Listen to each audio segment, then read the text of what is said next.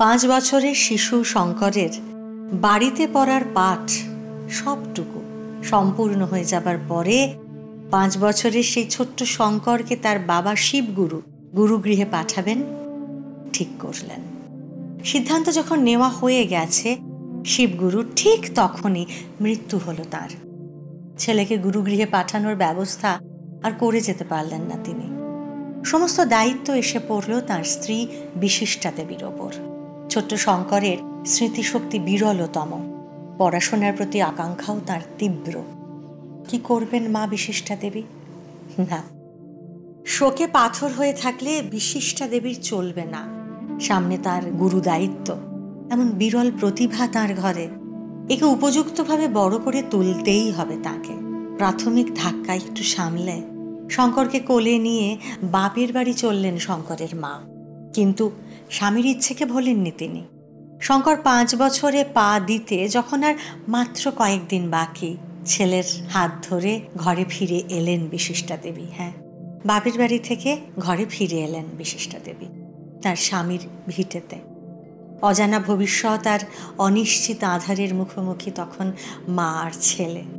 দীর্ঘদিনের বাতি না জ্বলা সেই ঘরে অন্ধকার যতই গাঢ় হোক না কেন, শিশু শঙ্করের কচি হাতখানা দৃঢ় মুঠিতে চেপে ধরে তখন বিশিষ্টা দেবীর দু চোখে শুধুই সংকল্প আর প্রতিজ্ঞার আলো।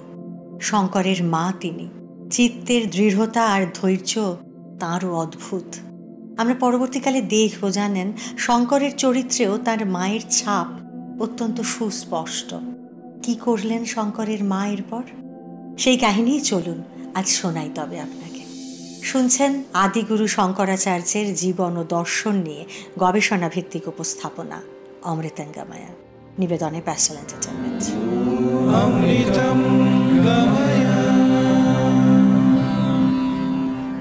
পরলোকগত স্বামীর স্বপ্নকে সার্থক করলেন শঙ্কর জননী।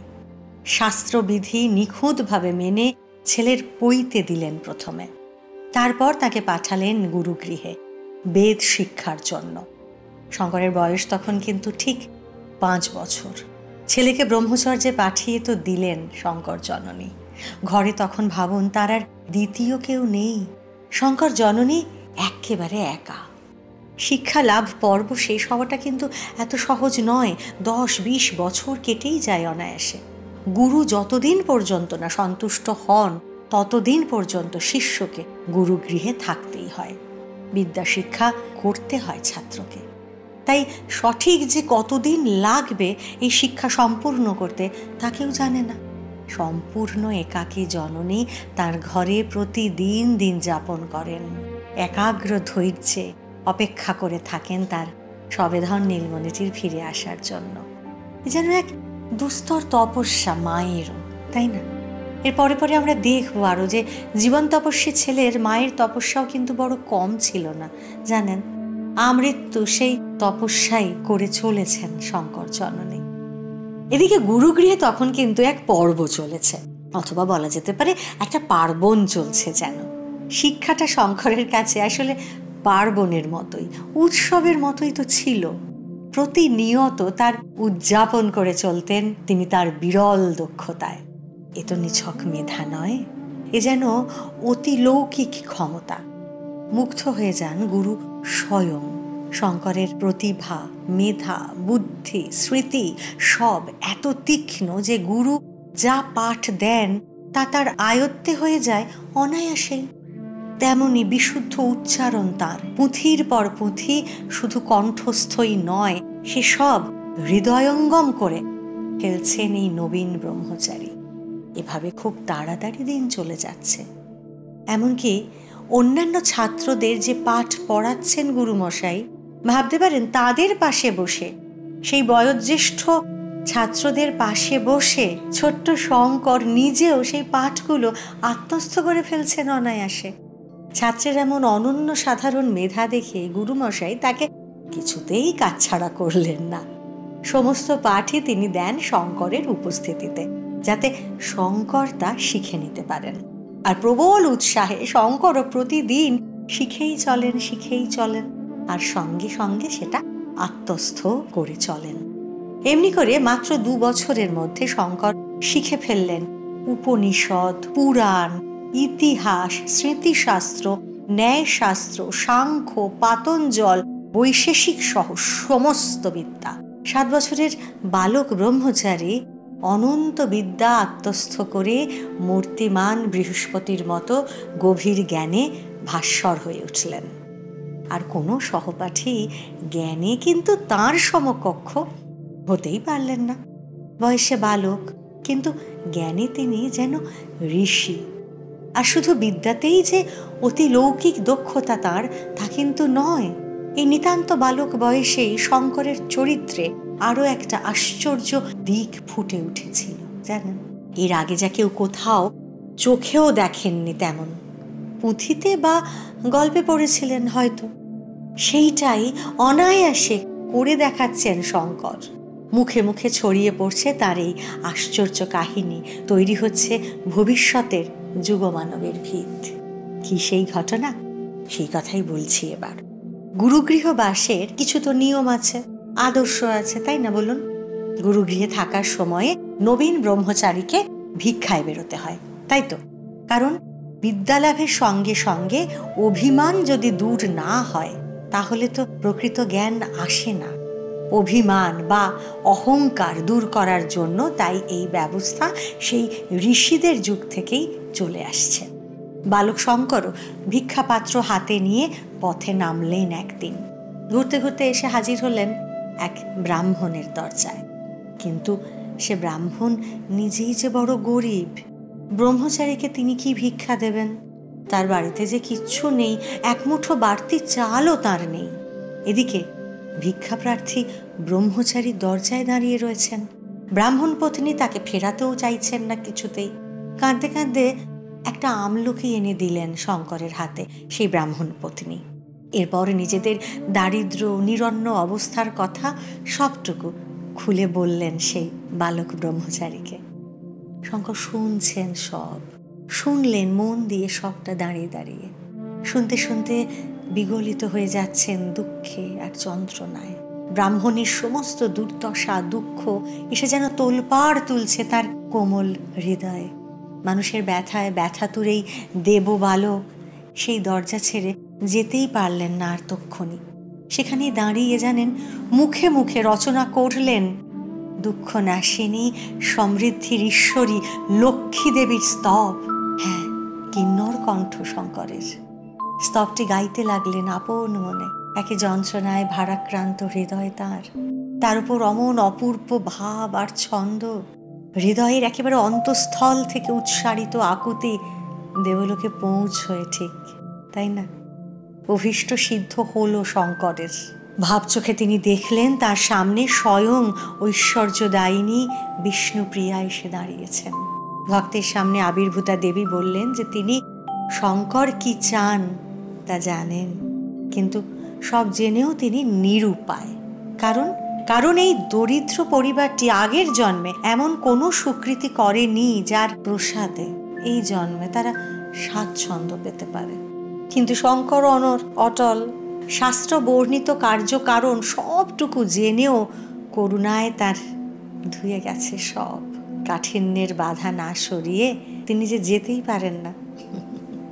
সেই বালক বয়স থেকেই তার এমনটাই স্বভাব। বালকরূপী মূর্তিমান করুণা তখন ঈশ্বরীর সামনেই তার আপন যুক্তি মেলে ধরলেন। বললেন এই ব্রাহ্মণী এক্ষুনি যে তাকে একটি আমলকি দান করলেন, তার কি কোনো ফল নেই? তবে যদি শঙ্করের স্তবে তুষ্ট হয়ে বিষ্ণু জায়া স্বয়ং তার সামনে আবির্ভূত হতে পারেন, তাহলে এই পরিবারের প্রতিও তাকে প্রসন্না হতেই হবে। শঙ্কর তাঁর প্রার্থনার করুণায় অনড় রইলেন। বালক ব্রহ্মচারীর এমন পরদুঃখ কাতরতায় দেবী সন্তুষ্ট হলেন। ফেরাতে পারলেন না শঙ্করকে। একটি আমলকি ভিক্ষায় দিয়েছিলেন সেই ব্রাহ্মণী। দেবী লক্ষ্মী এবার কথা দিলেন সেই আমলকি স্বর্ণ আমলকি হয়ে ব্রাহ্মণ পরিবারের কাছে ফিরে আসবে সহস্র গুণে। এইবার শঙ্কর নিশ্চিন্ত হলেন। সেই ব্রাহ্মণীকে আশ্বস্ত করলেন তিনি যে তাদের কপাল ফিরবে, তাদের সুদিন আসবে, ঘুচে যাবে এতদিনকার দারিদ্র্য। তারপর শান্ত মনে তিনি ফিরে গেলেন গুরুগৃহে।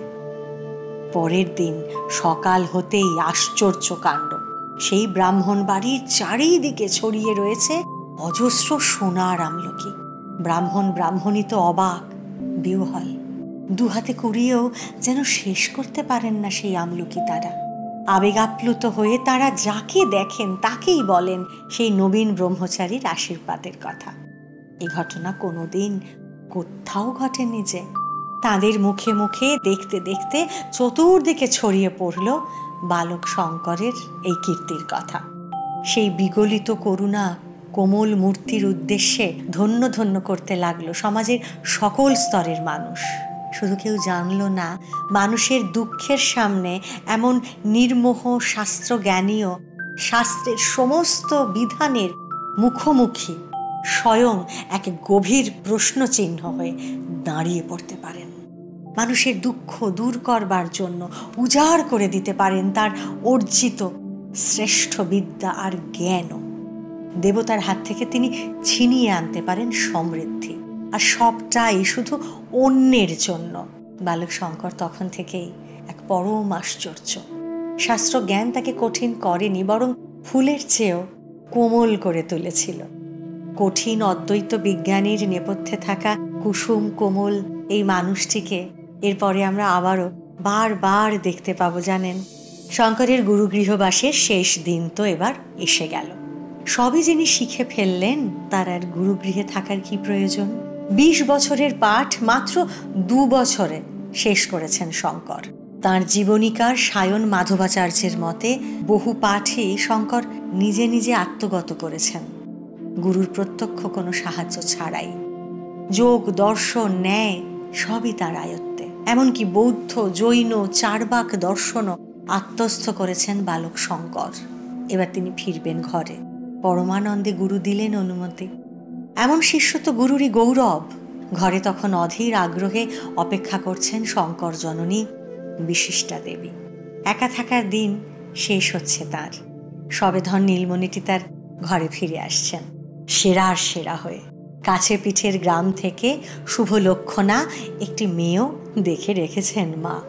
ছেলেকে সংসারই করে তুলতে হবে তো এরপর, কারণ ব্রহ্মচর্য শেষ হলেই সংসার আশ্রম বা গার্হস্থ আশ্রম। শাস্ত্রের বিধান তাই। আশ্রমবিহীন অবস্থায় একটি দিনও কাটাতে নেই যে। শাস্ত্রে পণ্ডিত ছেলে নিশ্চয়ই শাস্ত্রবিরোধী কিছু করবেন না, এমনই আশায় স্বপ্নে আনন্দে উদ্বেল হয়ে আছেন শঙ্কর জননী।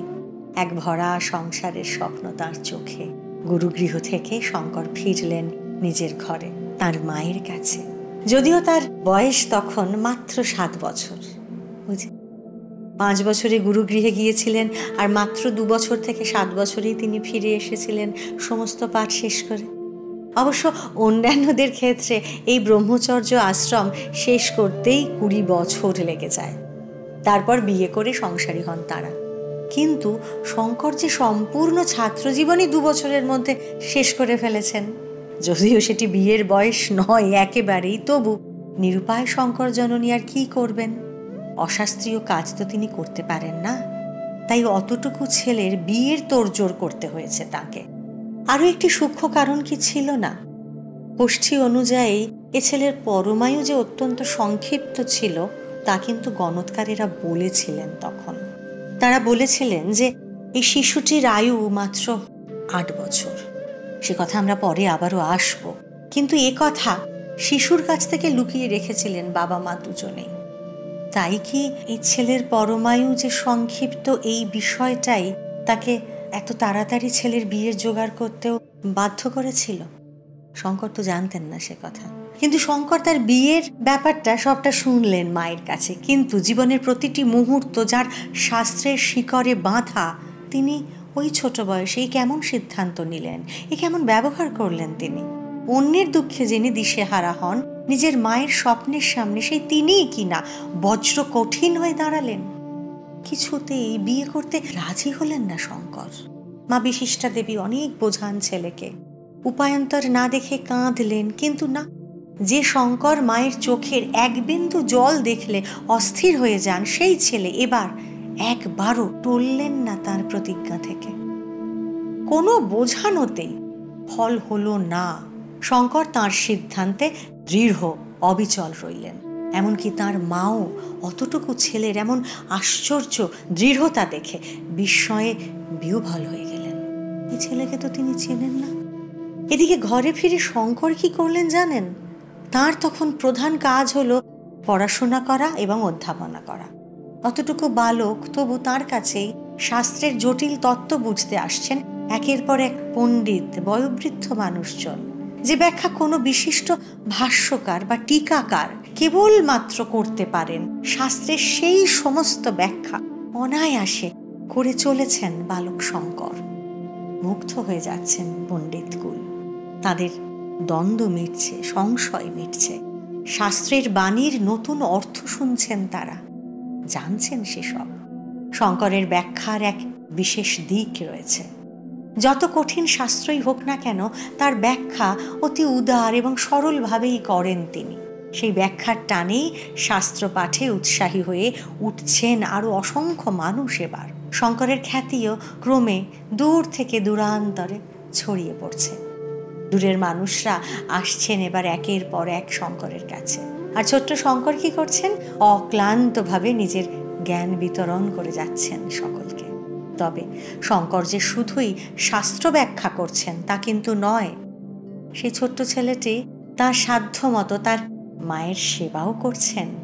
মায়েরও তো বয়স হচ্ছে, ছেলে ছাড়া তার তো আর কেউ নেই। বিশিষ্টা দেবীর খুব দেব দিছে ভক্তি। প্রত্যেক দিন আলোয়াই নদীতে যেতেন স্নান করতে। পথে কুলদেবতা কেশবের মন্দিরে পুজো দিয়ে বাড়িতে ফেরেন তিনি। মানে এই আলোয়াই নদীটা নিয়ে একটা গল্পের কথা বলি।